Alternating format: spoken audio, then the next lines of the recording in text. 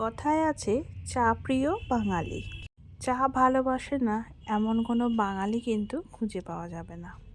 আর তাও যদি সেটা কনকনে ঠান্ডার মধ্যে ভাঁড়ের মধ্যে গরম গরম চা হয় তাহলে তো পুরো জমে যায়। তো সেদিন যখন মেলা ঘুরতে ঘুরতে হঠাৎ করে এই চায়ের স্টলটার দিকে আমার চোখ গেল, তো এখান থেকে চা না খেয়ে আমি থাকতে পারলাম না। এত সুন্দর করে মাটির খুলি দিয়ে ডেকোরেশন করা চাটা কী যে বলি।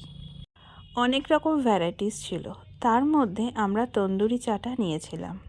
তন্দুরি চা 40 টাকা করে ছিল।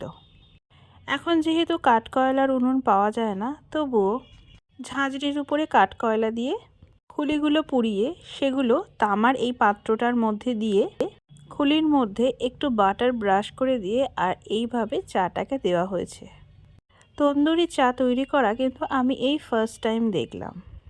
তোমরা কে কে তন্দুরি চা খেয়েছো একটু ভিডিওর কমেন্টে আমায় জানিও। ওই যে চামচ দিয়ে দিচ্ছি, এটা কিন্তু বাটার। এরপর দেখো চাটা ঢেলে দেবে আর কীরকম হয়ে যাবে। এর একটা যে সুন্দর পোড়া পোড়া গন্ধ থাকে, সেই গন্ধর জন্যই কিন্তু চাটা আরও বেশি ভালো লাগে আমার। আমি এর আগে কোনো দিন খাইনি তন্দুরি চা। আমার মা খেয়েছে, তো বললো যে এটা তুই খেয়ে দেখ, তোরও ভালো লাগবে। যারা চা ভালোবাসে না তাদের সব রকম চাই ভালো লাগে, যেমন আমি তো।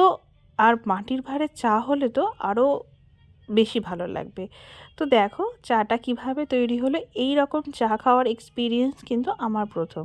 দেখে হয়তো অন্য কোনো কিছু মনে হবে না, কিন্তু খেতে যা দারুণ।